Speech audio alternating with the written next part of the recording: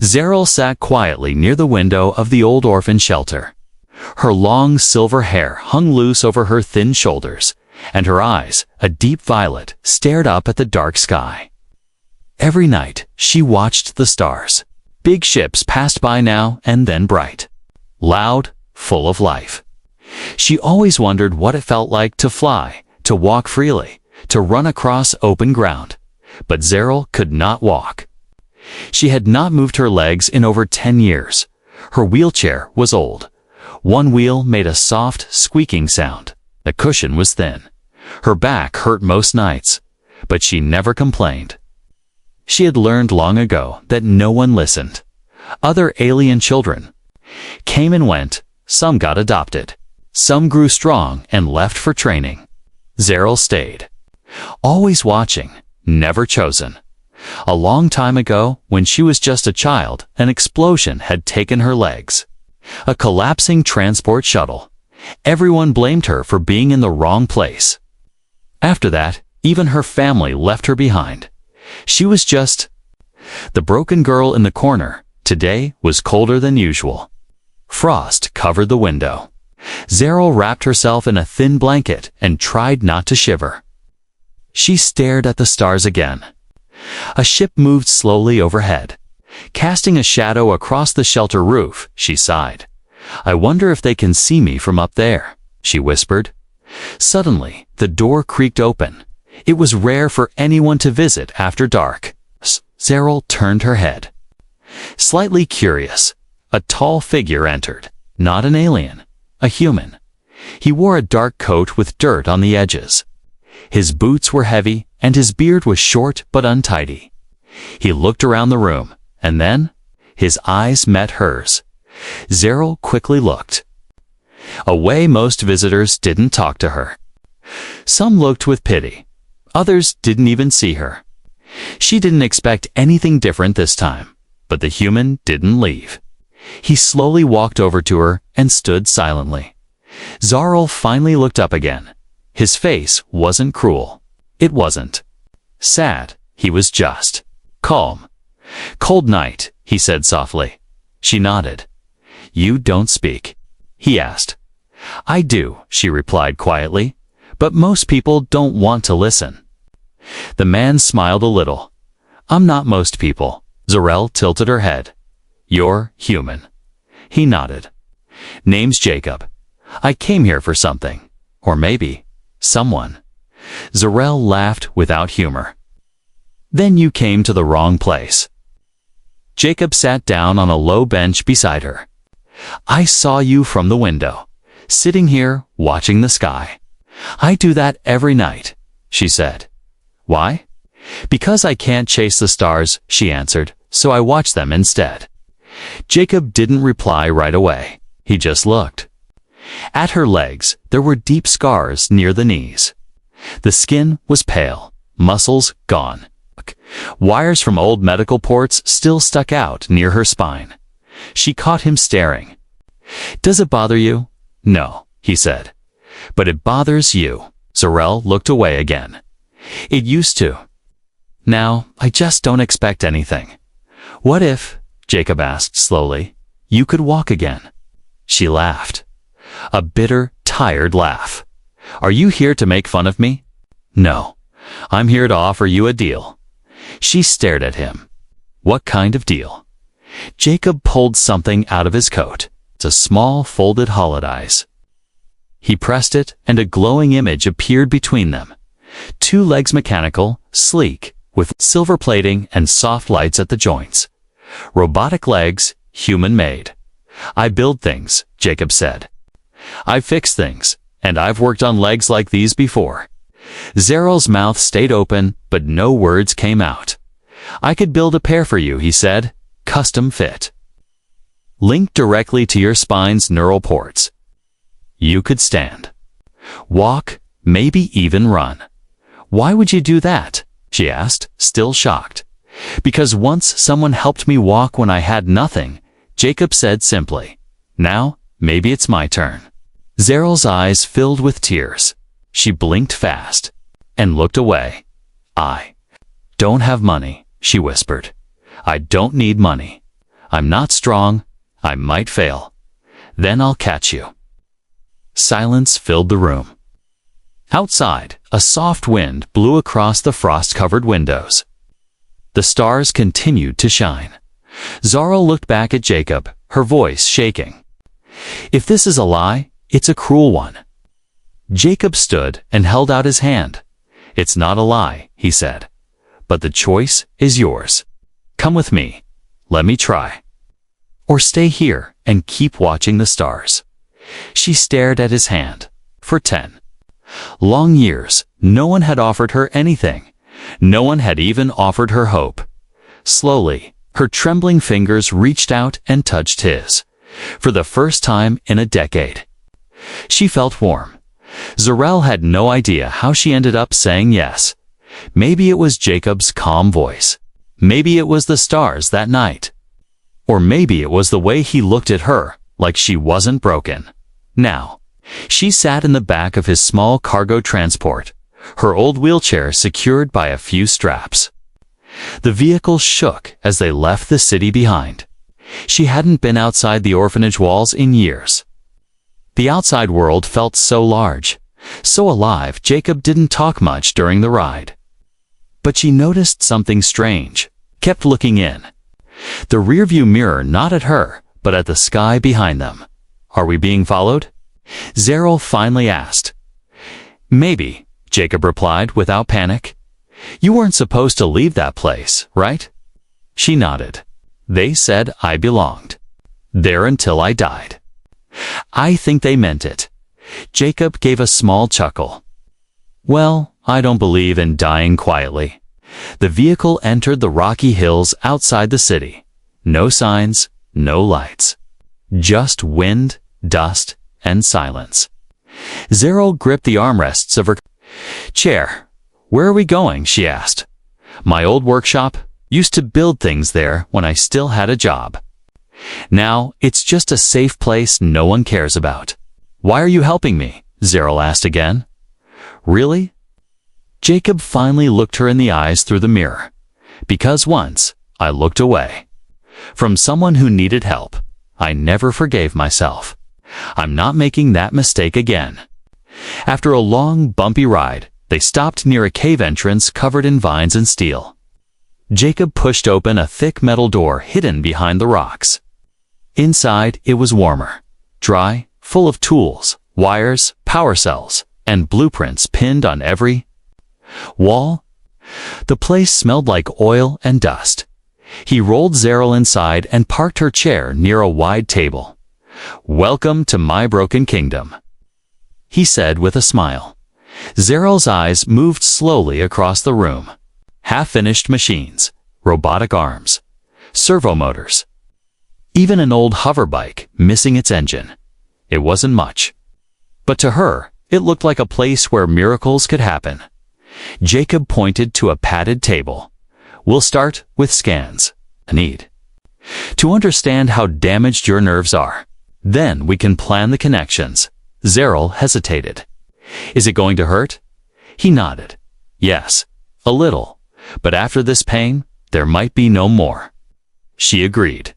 He helped lift her from the wheelchair and gently laid her on the table. She felt weak, cold, exposed. He worked silently, placing sensors along her spine, around her waist, and across what was left of her thighs. She flinched once, and he stopped immediately. "I'll never touch you without asking," he said. She nodded, surprised by the respect. When the scan was done, Jacob showed her a small screen. It showed her nervous system broken, flickering, like damaged wires in a broken ship. "Most doctors gave up," Zarel whispered. "They said I couldn't be fixed." "They weren't engineers," Jacob replied. "Your signal isn't dead, just weak. I can build a bridge between your nerves and the new legs. You really think I can walk?" He looked her in the eye. "No, I think you can run." For the first time in years, Zarel smiled. Days passed. Jacob worked with quiet focus. Every morning, Zarel would watch him weld, code, and shape metal with exact hands. He asked her questions, two about her favorite colors, how long she could sit, where she felt pain. He even adjusted the joints to match her old walking pattern. Using footage from the orphanage's old cameras, he didn't treat her like a problem. He treated her like a partner at night. She slept on a soft cot in the corner of the lab. The walls were cold, but inside, her heart felt warm. She began to trust him. But one evening, as Jacob fitted the first piece of the leg socket near her thigh, Zarel noticed a strange mark on his arm. A tattoo faded. In alien script, she leaned forward. "What's that?" she asked. Jacob paused. He looked down at the ink. For a moment, he looked older, sadder. "It means traitor in your language." Zarel blinked. "You speak my language? Enough to survive." "Were you marked?" He didn't answer right away. Then, softly, he said, "Because I saved a child during the war. One your people were trying to destroy." Zarel's eyes widened. "They punished you for saving someone. I broke their rules. I lost my job. I lost my home. I lost a lot. And now you're helping me?" Jacob shrugged. "I don't choose who deserves saving. I just save." Silence filled the room again. This time, it wasn't uncomfortable. It was something deeper. Something like understanding. Later that night, Zarel stared at her reflection in a small mirror. She saw the wires on her legs, the scars, the machines around her. But for the first time, she didn't just see a broken girl. She saw a project in progress. And behind her, working late into the night, was a human who refused to look away. The sun barely reached the cave workshop, but inside, it was bright with effort. Jacob was already awake, sitting at the workbench, focused on the left leg joint. Zarel, still wrapped in her blanket, sat quietly watching him. She had never seen anyone work like this so carefully, like every screw and wire mattered to Jacob. It did. He wasn't just building robotic legs. He was building her freedom. "Are you always this serious in the morning?" Zarel asked sleepily. Jacob smiled without looking up. "Only when I'm building something important." She rolled closer to him in her wheelchair. Her hands traced the metal of the new limit. Was beautiful. Smooth edges, glowing lines, and soft padding where it would connect to her skin. "I still can't believe this is for me," she whispered. "It is," Jacob replied, tightening a bolt. "Every piece." Zarel's fingers trembled slightly. As they touched the artificial knee joint, I used to dream about walking, but I stopped. I got tired of being disappointed. Jacob paused and looked at her. Then stop dreaming, start preparing. Every day brought new progress. Jacob connected the skeletal frame to the spine interface. He ran test signals, tiny electric pulses too. Check her response. At first, she felt nothing. But one afternoon, her toe twitched, just once. She gasped, and Jacob looked up sharply. "You felt that?" She nodded, eyes wide. It moved. That single twitch became the fuel for her spirit. She started asking questions. She wanted to learn how the wires connected, what powered the limbs, how the brains spoke to machines. Jacob taught her everything. Not because he had to, but because he believed she deserved to know. He didn't treat her like a broken patient. He treated her like a partner. But outside the cave, the world was not sleeping. The orphanage had filed a report. "Alien girl abducted by off-worlder," the headlines read. Security drones scanned the region. One of them found trace heat signatures leading toward the hills. A red warning appeared on a government screen. Unauthorized human engineer operating beyond jurisdiction. The hunt had begun. Inside the cave, Zarel was learning to stand. Her legs were halfway connected now. Jacob helped guide her body as the servos activated. He held her shoulders, and she gripped the rail bar tight. "I can't," she breathed. Her arms shook. "I'm going to fall." Jacob leaned close. Then I'll catch you. She tried. Again, this time, her legs locked into place. Her knees trembled, but she stood. Not for long. Only a few seconds, but it was enough. Jacob stepped back and clapped softly. You did it. Zeryl sat back down, gasping, her face full of sweat and tears. But she was smiling. I stood, she whispered. Yes, you did, Jacob said, placing a hand over her shoulder. You're stronger than you think. That night, the cave was quiet. Rain fell lightly outside. Zeryl sat by the small heater Jacob had rigged up. She held a piece of scrap metal in her hands, trying to bend it into a shape, a star. Her fingers weren't strong enough yet, but she tried anyway. Jacob was watching her from across the room. You know, she said softly, you didn't just fix my body. He looked up. You gave me something I didn't have before. What's that? He asked. Purpose. Jacob stood and walked toward her. You always had it, Zeryl. You just needed someone to remind you. She looked up at him. Why me? He knelt beside her. His voice was calm, but his eyes held old pain. Because someone once gave me a second chance. I failed them. I couldn't save them. But maybe, this time, I can. Zeryl didn't know what to say. So she just placed the unfinished metal star in his hand. For them, she said, Jacob. Closed his fingers around it. For them, the next morning, danger came. A small beep echoed through the lab. Jacob ran to the console. Motion sensors. Zeryl asked. He nodded. His face grew tense. Someone's outside. She froze. What do we do? Stay calm. Stay low. Don't make a sound. But it was too late. A deep mechanical voice echoed through the cave entrance. Step outside, human. You are harboring a restricted life form. Jacob cursed under his breath. Orphanage guards. With drones, Zeryl grabbed his arm. They'll take me back. They'll shut my legs down. Please, don't let them. I won't, he said firmly. But I may need your help. My help, she asked, shocked. You're not a broken girl anymore, Zeryl, Jacob said. You're someone who can fight for herself. He reached into the drawer and pulled out 2 EMP clips. Can you still throw? He asked. Zeryl nodded slowly. Then, get ready. A red light flashed on Jacob's console. The drone had found them. Outside the cave, the sound of small engines buzzed like angry wasps. Then came the voice, again deep, cold, mechanical. This is orphanage security. Hand over the escaped girl immediately.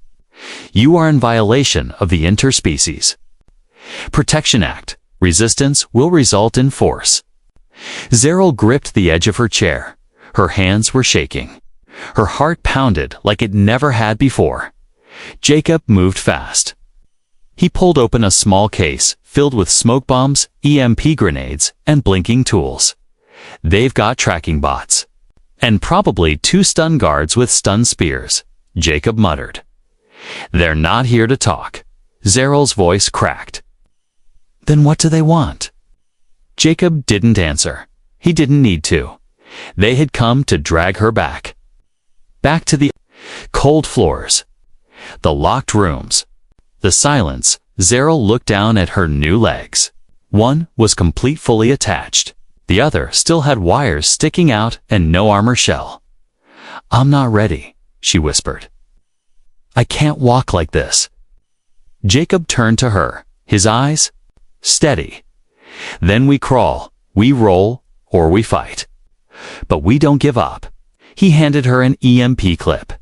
Can you throw this at a drone if I draw its attention? Zeryl stared at the device, her fingers curled around it. Double quotes, yes, she said. The door exploded inward. A shockwave knocked tools off the walls. Smoke filled the entrance. Jacob shielded. Zeril with his body and pulled a remote from his belt. He hit the switch. Thick metal shutters dropped from the ceiling, blocking the hallway behind them. 2 drones hovered in, scanning with red lights.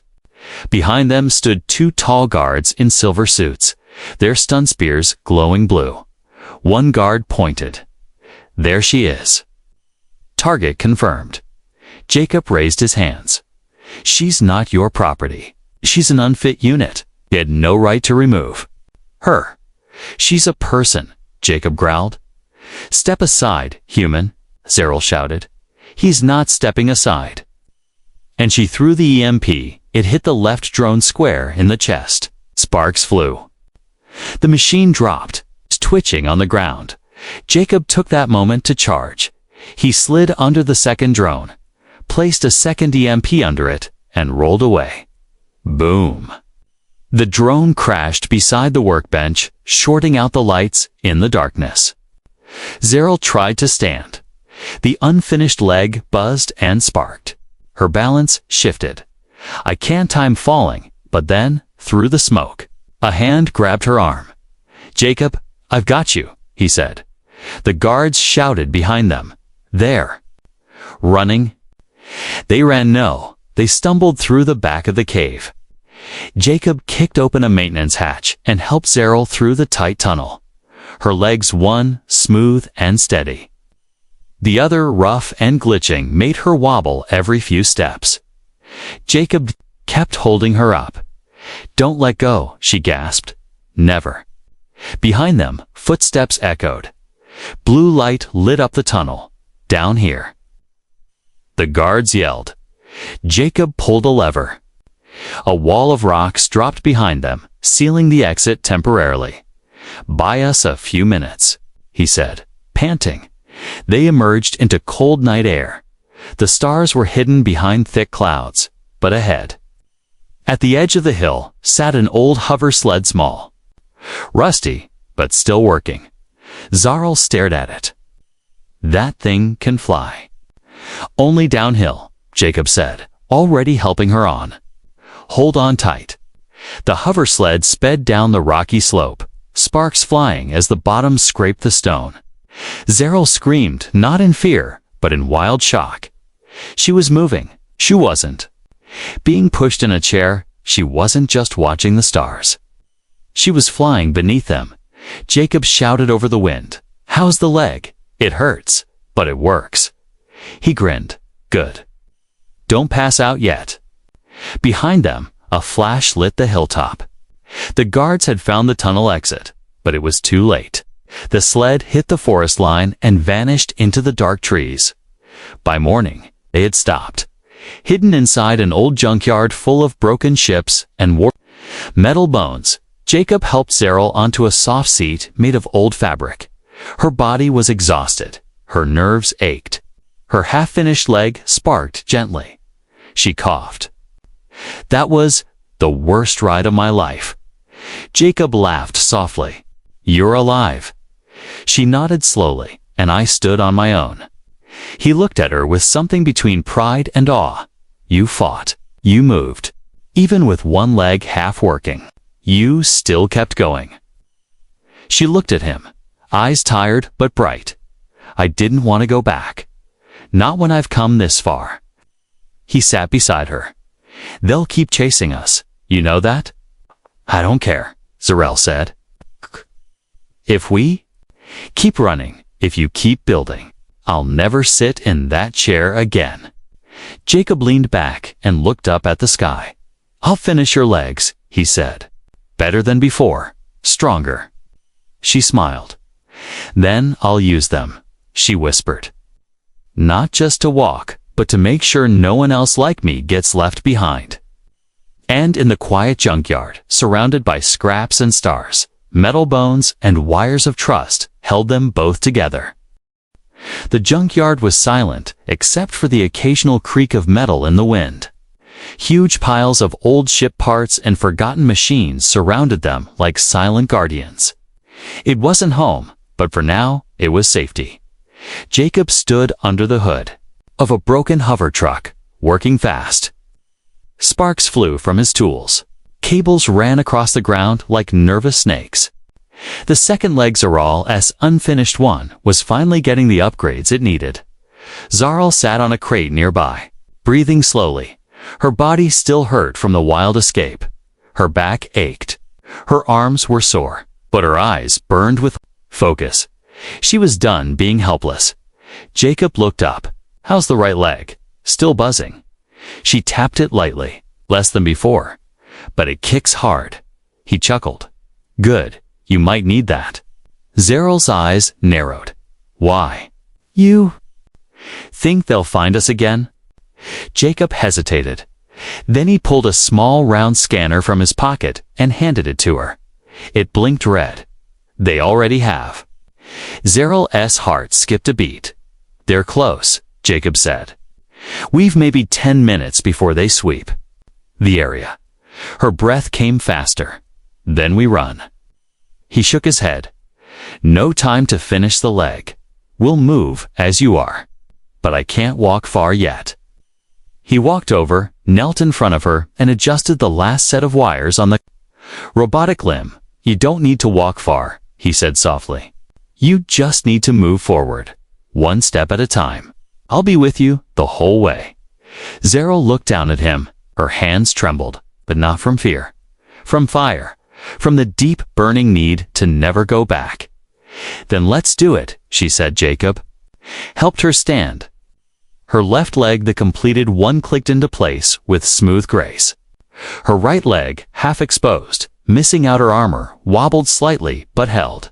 Step by step, they moved between the piles of scrap, old engines, bent wings, pieces of starships with names long forgotten, and somewhere in the skies above, drones flew low.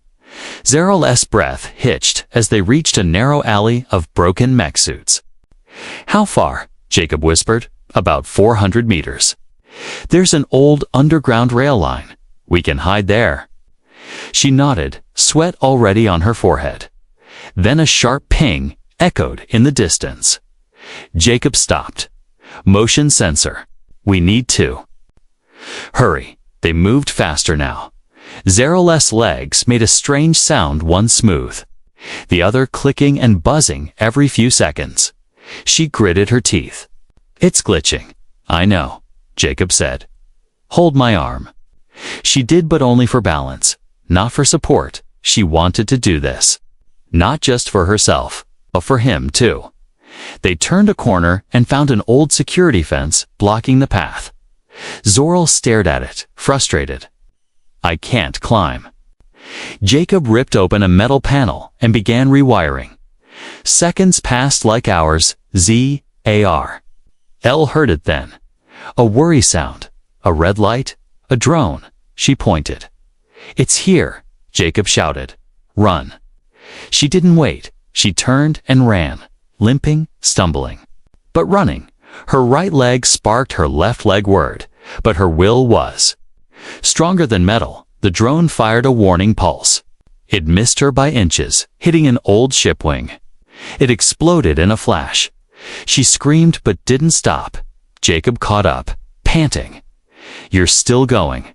I'm not stopping until I fall. They reached the final ledge's steep drop. Into the broken rail tunnel, Jacob looked at her. It's the only way. She stared down. It's far. You trust me? She didn't speak. She jumped. They crashed into the darkness below, landing hard on old train debris. Jacob groaned. Zaral rolled, coughing. Her legs sparked again, but stayed connected. She looked at her. Body, bruised, scratched, sore, but not broken. Not anymore. They crawled into the old train car. Inside, it was quiet, dusty, smelled of oil and forgotten time. Jacob lay back, exhausted. Zaral sat beside him, breathing heavily. I didn't fall, she said softly. Jacob turned his head toward her. No, you didn't. I ran, she added. He nodded. You did. Then she looked at her legs. One perfect. One unfinished. I want to finish the right one myself, she whispered. Jacob smiled proudly. Good. Because after tonight, they're your legs, not mine. The train car was quiet. No alarms, no guards. Just the hum of energy cells Jacob had reconnected and the soft clinking of metal tools being moved. Zeril sat cross-legged on the cold floor. Wires spread out before her like a nest of glowing vines. Her hands were dirty, her eyes focused. And a smile curled at the corner of her lips. She was building her own leg. Jacob watched from across the car, leaning against a broken seat. He didn't say much, just handed her tools when she asked. He didn't need to guide her now. She wasn't the helpless girl he rescued from the orphanage. She was a creator now. This connector isn't fitting right, Zeril said, biting her lower lip. Jacob walked over. Try rotating the sensor ring half a click. She turned it. The lights on the core blinked green. See, you've got the brain for this, he said with a nod. Zeril grinned. Maybe because you kept calling me strong until I believed. He smiled, but said nothing. His eyes drifted toward the small scanner on his wrist. It blinked orange taunt. Trouble was coming by noon.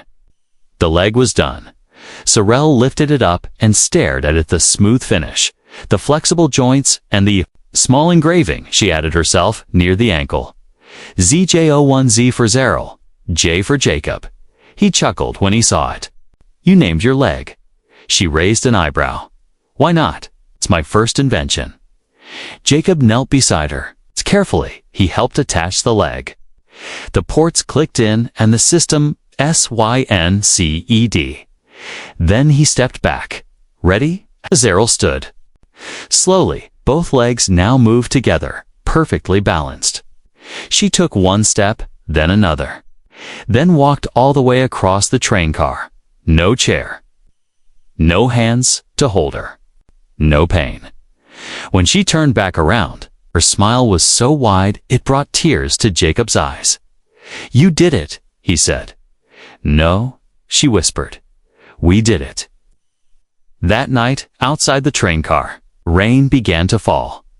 Gentle, soft. Zeril stepped out barefoot, letting the water hit her face. Her silver hair stuck to her cheeks. She laughed and lifted both arms to the sky. Jacob stayed near the doorway, watching her.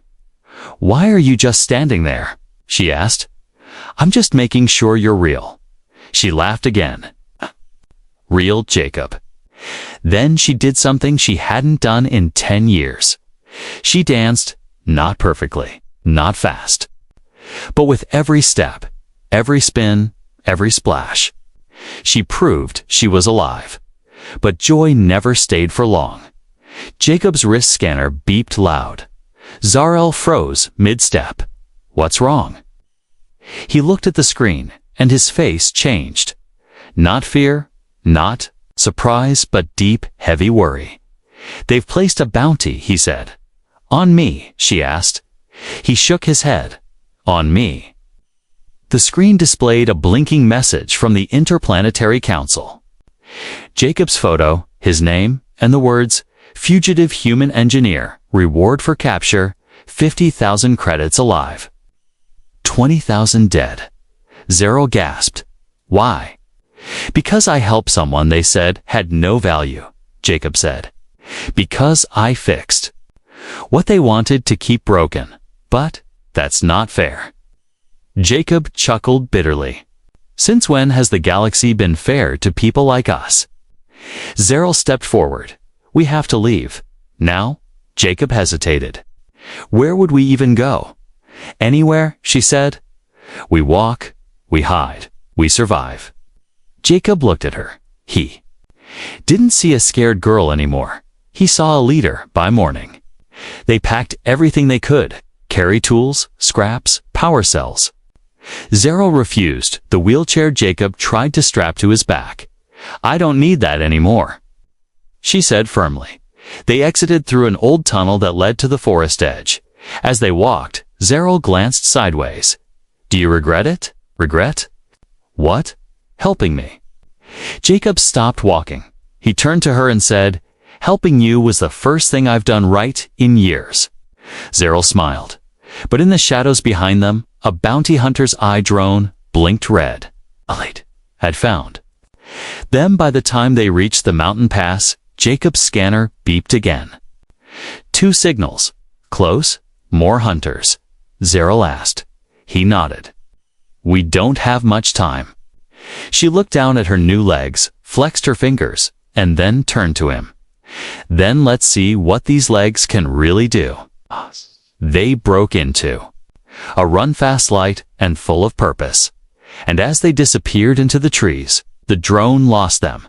Because for the first time in her life, Zeril wasn't running away. She was running toward something. Smoke rose in the distance. A crowd gathered in the city square of Velstra Nanalian officials, media bots, guards, and civilians. Rumors were flying faster than shuttlecraft. "She's alive. She escaped with a human. Impossible, she couldn't even walk." Then the platform lights turned red dot from the far edge of the crowd.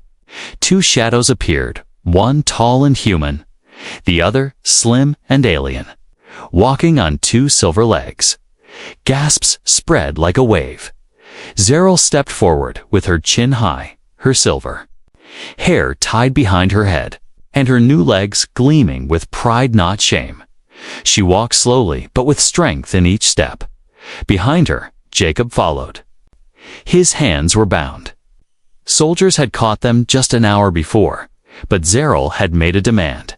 "If you want me, I'll come, but I will speak to everyone." They agreed. Now, all eyes were on her. An official from the council stood near the mic. "State your name for the record." "Zeril," she said, clear and calm. "Daughter of House Felron. Thrown away after the accident that took my legs. Forgotten by the council. Abandoned in a broken chair." Whispers spread. The official tried to cut her off. "This is not." Zeril raised a hand. "I am not finished." The guards looked, unsure, but didn't move. The crowd leaned in, caught in her voice. "I lived 10 years in silence. No one helped, no one tried. They said I was a waste, that I had no future. But then a human one of the same species you all mock and feared did something none of you did." She pointed toward Jacob. "He saw me. Cameras hovered in the air." Her voice echoed across every screen, across satellites, across sectors. "He didn't pity me. He didn't treat me like trash. He built me legs. He gave me my life back. He risked everything, not for money, not for reward, but because he still believed I was worth something." Zeril paused. Then she took a deep breath. "And if that makes him a criminal, then I stand with the criminal." Gasps again. The council members muttered. The lead officer stepped closer to Jacob. He broke laws. He interfered with alien tech. He stole a citizen. Zeril stepped in front of Jacob. "No," she said. "I walked out on my own choice, and now I walk back. Not as a burden, not as a tool, but as someone you can't ignore anymore." Suddenly, a child from the crowd stepped forward. She had small mechanical legs, broken at the knees. She looked at Zeril with wide eyes. "Can I be like you one day?" Zeril knelt and took her hands gently. "Yes," she whispered. "Yes, you can." The child's mother cried. The crowd began to change. The whispers turned to words. The fear turned into something else. Hope. Inside the council chambers, debates lit up. The bounty on Jacob was dropped within hours. Zeril was offered a place in the new tech council. They tried to praise her, frame it as their success, a win for interspecies cooperation. But she refused their shallow awards. Instead, she made one clear request: build centers, repair clinics. For those like me, for the forgotten, and let humans work there too. They had no choice but to agree, because the galaxy had already seen the broadcast, and they had already chosen her. Weeks passed. Zeril now walked freely through her city, not hidden, not ignored. She wore soft boots over her legs, but never covered the shining steel completely. She wanted others to see, to remember. The girl in the wheelchair was gone forever. One evening, as the sun set and the wind cooled the sky, Zarl stood by the cliff near her new home. A small workshop sat behind her, full of tools and new limbs she was building for others. Jacob stood beside her, quietly sipping tea. "You know," he said, "when I first saw you at that shelter, you looked like a fallen star." She smiled. "And you look like a guy who'd lost his map." They both laughed. Then Jacob turned serious. "Are you happy?" Zarl looked at the sky, the same sky she once only watched through a dirty window. "I'm not just happy," she said. "I'm finally free."